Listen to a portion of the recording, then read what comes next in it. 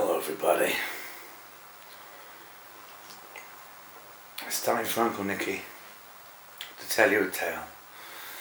A tale of woe, reality, knowledge, power, profundity, excellence, tutelage, wisdom, worthiness, excellence, and virtue. Here I am, sat alone on a relevant day in bitter climate of a tossy English grey vomit of weather. And I am traditionally alone, solitary, but not lonely, never lonely, always alone, never lonely, like the prodigy without guns. And this is what I do, you see, because I am a quantum isolationist. And I don't really know what that is. I just thought of it the other day. I thought, yeah, I'm one of them. And what I like about being a quantum isolationist is that we have absorbed the micro and the macro to one holistic field of reference within our psyches of non-pain and not excessive pleasure seeking. Because, like, you know, the really extreme behaviours, we're not adrenaline junkies, we're mirth makers. If you feel the mirth of which I feel, but I've got to be in the right mood to write down the amusing knowledge that I experienced in my analysis of space-time. But what I really love, there's a lot of things, but nurses are one of them. I suppose I really love nurses because they're the only women I really get to see, being schizophrenic, living alone like a twat, and having no girlfriend, no wife. I have a beautiful daughter who rarely speaks to me, but she does love me. I know that. She just questions me because she doesn't fully understand me because of my situation. But my situation is not that of being a brainwashed member of reality. I'm a special case. I know there is a God. That's a special rank entirely. No one ever really knows there's a God except for the Illuminati, and that's why they are such. And yet the Illuminati have their name damned by the ignorati with lies and evil. They castigate the Illuminati as the most wicked thing on the planet, when the Illuminati is really just a Latin word for the enlightened ones. And the enlightened ones know there's a God. They don't question it, they don't quibble, they're not atheists. They're not like, man, where's your evidence? Where's your material evidence? Oh God, those people online are the worst. They think they're smart. They brought us destruction and the failure of World War III on our part. They are scum. They are not all-knowing. They are not omniscient. They are the turd of humanity, fighting their inane little wars in little chat rooms online in the pursuit of devilry without even knowing it, just lauding the name of the anti-God movement, which is disgusting.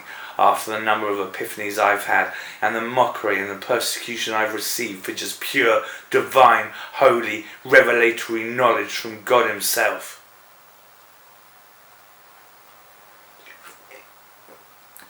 Which wasn't very mirthful, which is why I really need to up my game as a comedian.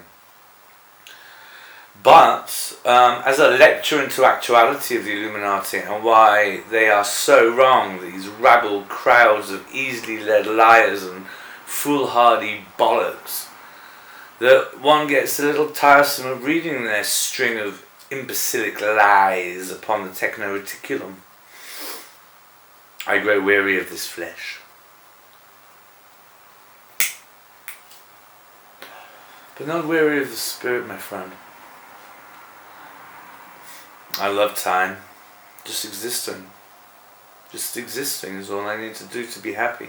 With a beer and a smoke, ideally. That's pretty much me chipper. On the ones and twos and the 303s into intergalactic stardom of the mind. I can see things and feel things and realise things before other people have even bothered to entertain the notion of such a thing entertaining the reality. I've nearly been killed by a succubus. That's one I don't go into much. That was an interesting one. It ended up, it was such a supernatural phantasm of near death, literally involving a beautiful woman in my bed that I could see and touch, but she wasn't really there. And she was made of like golden flesh, and she looked beautiful. And it was my friend's ex. And for scientific purposes, because if you have a realization into reality, you get a theory, and if you get a theory, you have to work it out, you have to follow that theory to work out the hypothesis of whether or not that your theory is in any way true or not. And I realized that in order to test this knowledge of the succubus in my bed, I would have to speak to the lady in question to see if she had any awareness of being there in a sexual proclivity in my bed, in a kind of out-of-body supernatural experience. And it turned out, on speaking to her on the phone, my friend's ex, and having to tell her that I had pleasured myself thinking of her, which was the wrong thing to do, which is why I was nearly killed, because I was coveting my neighbour's wife to some extent. They weren't actually married, but it was much the same thing. And in the moment of the succubus, she was there looking at me, smiling, very nice, very sweet. I was like enraptured by the delight of woman upon me. And my neck went back really violently by a fifth dimensional dark force. And it nearly cracked my neck. And that was scary, momentarily. But anyway, I basically had to phone up this poor woman and ask if she was aware that I was having a wank in her name.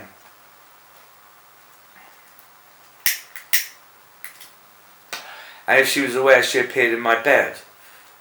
And we did have a giggle about it. I was most honest, I was gentlemanly about it, I was forthcoming with the integral nature of the truth in a polite manner. And once I'd broken the ice sufficiently that we were both chuckling about it, she said no, she was not aware that she was in my bed as a fifth dimensional avatar of cosmic consciousness in another realm of existence. Which is nice to know. And I did believe her. Although she might be lying, I don't know. I'm not a woman, I'm not her, I don't know her that well. But I don't think she was. Although, I don't know. So that's that. That's the story of the succubus. Yeah. That's evidence of fifth dimensional reality. Jung would have liked my story. If I had to choose between two psychiatrists, Jung or Freud, I would definitely have sided with Jung once I'd heard both of their arguments overall. Not because per se Jung was the wisest or the pioneer of psychiatry, but he was the one who understood that supernatural reality is an aspect of some levels of advanced psychiatric behaviour. He was the one who evidenced the supernatural mind in truth is real. I believe I'm right in saying this, and that Freud found much of his speculation into this realm of the matter poppycock, but he just saw everything as big willies as far as I can determine.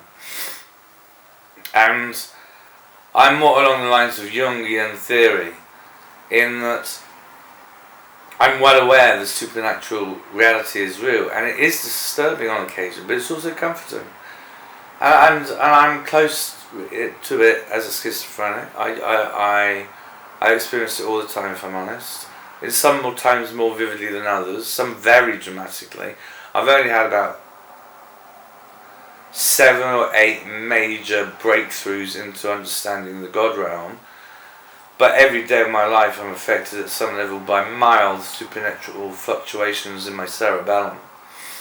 It's my receiving cortex of the neurological processing of the stimulus, which is my body system, in this cosmic construct of the intergalactic quantum matrix. So you see, with that platitude installed as a cliche, we still have little idea what we're meant to do. Beyond, love, live. And I think we should chuckle more, but as you can see, I'm not putting out the dice with the jokes enough today to be warranted enough as a comedian to sufficiently say I am a funny man. I am too clever, it seems, to be an amusing man off the cuff, because I make no errors, I make no ill judgments, and I am very prone to not fucking up. Because I don't leave the house. If I left the house, all those things and more would become. And yet, sitting here in the debris of my own cack, I am well aware of the species of man and that struggle in time, like Billy Walnut, the little braggadocio. Anyway, it's easy to talk shit when you've had a few, isn't it? We can all spill the onions off the top of our cognitive abilities. But what do we actually know? What are we delving for here? What are we seeking in the knowledge of man? We are seeking nothing.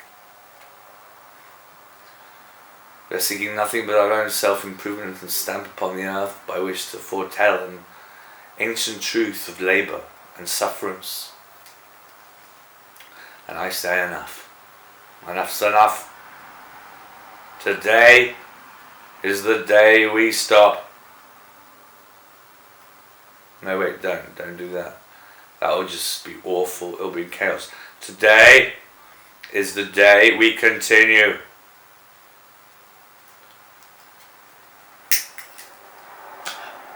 And we continue forever. For that is the sacred word in another fifth dimensional experience that I had once. Continue. Said like a word from God, in the higher plane of divine almighty protection in the divine field of knowledge and awareness. And he said that one word, and it has lingered with me every day since 1995. I am touched by the divine. There is no two ways about it. I shall not deny the supernatural reality, just because atheists and morons and the simple cannot understand what I have been through in my mind thanks to experience. I am defined truth, pressed and sealed into reality as a light form of human being. Every thought of mine is noble, mostly pure, and laden with profound wit and wisdom and knowledge and seeking for the higher powers, the angels, God, the supreme intergalactic omniscience that overrides all existence.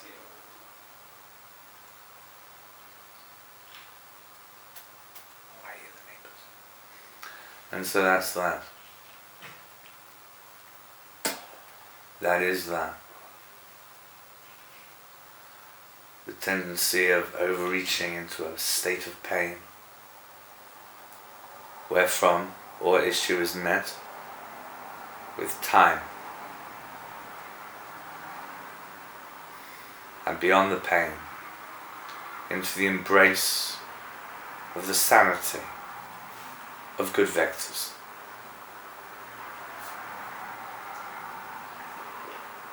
I guess I don't want to do anything. I guess I don't want to do anything but soon dribble my tongue.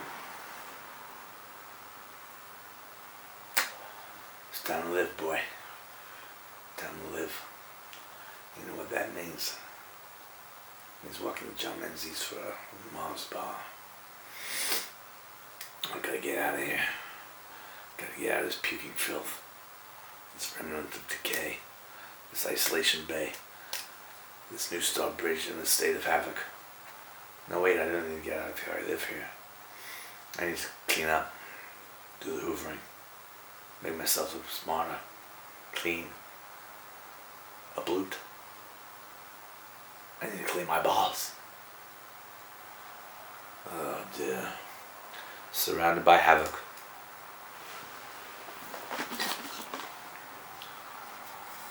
With only the last stench of death to remind me who my brothers are. This is the time, my brothers, to to hold the peace like G-force from 1977 at a level we have never known beyond. This is the time to hold the peace for the brotherhood and the sustenance and the glory of the generation to come. In the witness of mercy and forgiveness we wrought our enemies. For in time all truth shall be realized, and the revelation of God shall be revealed, and the mystery of God shall be revealed, and all will be well for the believers in the great kingdom to come in the distant future.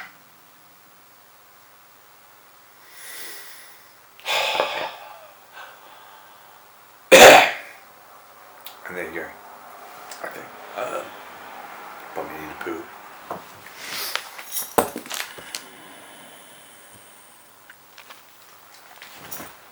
Yeah, well, that was only a 10-minute speech, wasn't it? Ruptured by the decadence of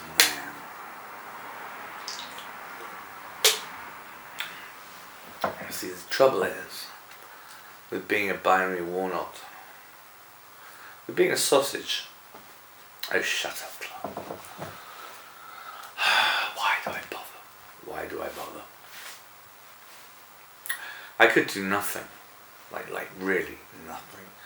And then, what would I achieve? I would achieve nothing. But in doing this, I am achieving something. I'm not doing much. I'm just sat there talking to you. But in that space of time, talking to you, I am telling you truths in beautiful, harmonious voice of well-raised scholarship that come to you like a mofo, pimp daddy, wombat, whatever that nonsense means from our bonnet chums over in the tribal lands of the ghetto system. And it is in a hip-hop style that I would like to deliver the following breaks. No, I'm not going to do it. I'll just make a trial of myself. I'm going to try and be more cerebral and long to the good nature of valuing the very essence around us, the very chi-embracing environment in which we bubble, lift, groove, wibble and wongle. You see? We're caught in this happy place, this very happy place, where things are so happy. And we just say, no, there is nothing wrong. And the fact there is nothing wrong with me or you, and yet we're told we should be oppressed. And I'm saying no, it's a cause for revolution. But is it? The government is feeding the happy place. The government is the cause and the solution to the revolutionaries. Clever. See how they did that? That, my friends, is more than gerrymandering the ideologies. That is investing in the potholes of nadirs, of decadent human neglect and regret and ennui, being fostered as worthy in a state of wreck and addiction. But not as addicted to the foul substances of man as many, I pressed on nobly, indomitably, unquestionably and bravely, into the heart of the comfy chair. And there, I remember what this documentary was meant to be about. It was meant to be about whether or not the English language is evil. Oh. And I just...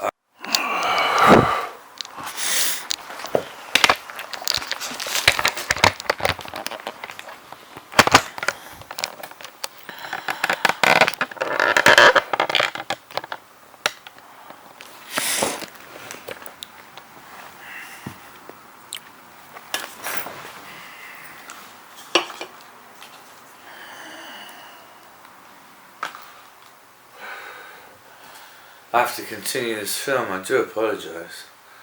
But I realised I got to the end of the 20 minutes and you can't leave it at that. I have to tell you the story of what happened with the psychotic African. He basically said, English is an evil. He said satanic language, right?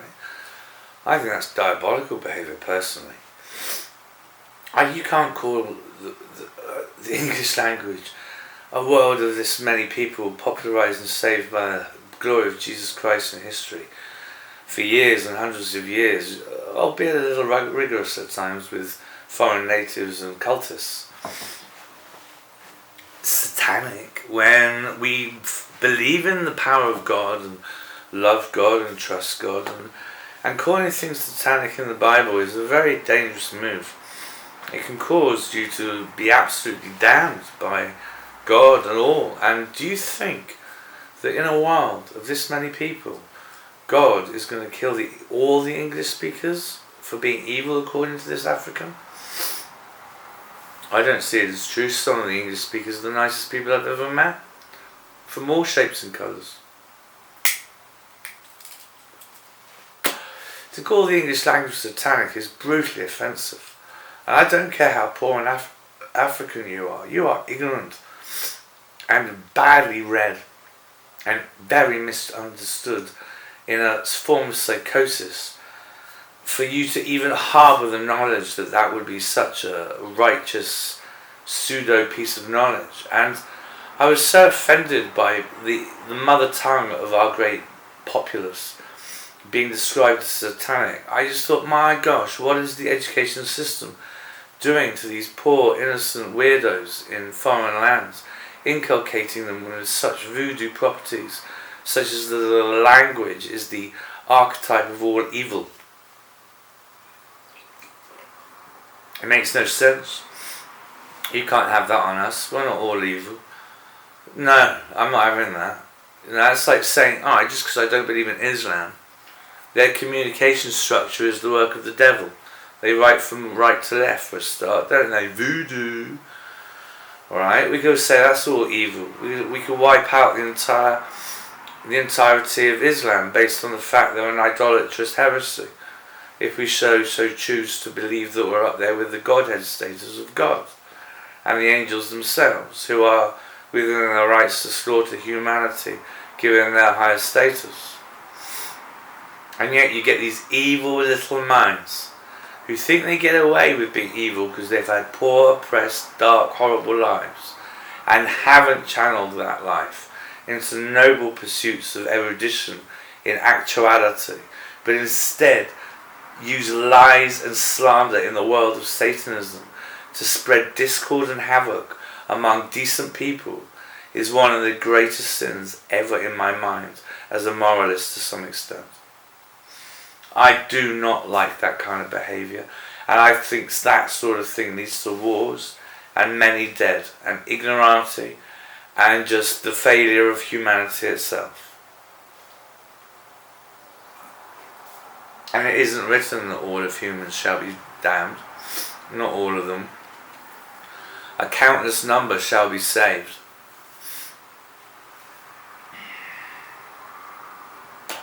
Of all shapes, colours, tongues and nations. And it is hugely in part thanks to spreading the word of Jesus Christ in the Bible, historically in culture, in history. Since 0 AD, that point in time when Jesus was born, to 33 AD when he died. 33 AD he died, right? 33 AD was basically the Perusia apotheosis cut-off point between old culture and the dawn of a new era for history of humanity in Eternia.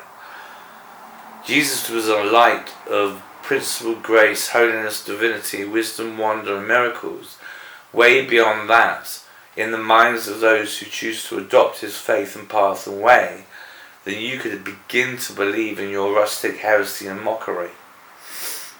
You have no idea the processes in the supernatural reality that God gives his chosen ones how to perform, understand, operate and function, or do, or even experience. You are so ignorant to the truth of the higher echelons of reality and the super spirit nature of the wonders.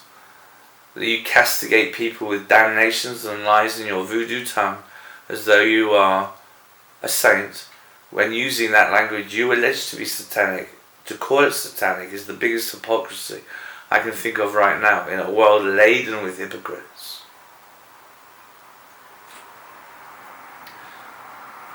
So if you think that the English language is a satanic language, then please demote yourself from position Mother Earth as a felon, a fool, an inbred, and a revolt to my senses, as I try to subsume into the knowledge that you should be allowed allocation to salvation. For really, it is so pitiful to try and down a myriad of those who only seek to better their lives for the welfare of those around them they love and others, in a dark world of hateful evil and despair, that I can think of no finer thing than a father loving his family and working defiantly, legally, honestly, with integral position to better his community and his loved ones, with sincerity, devotion, labour, vision and effort. And that is what makes the world a good place. None of this ideological bullshit and arguing online about tenets, rules, kingdoms, principalities, palaces and religions. None of you have even begun to enter the kernel of what it is to be an Illuminatus.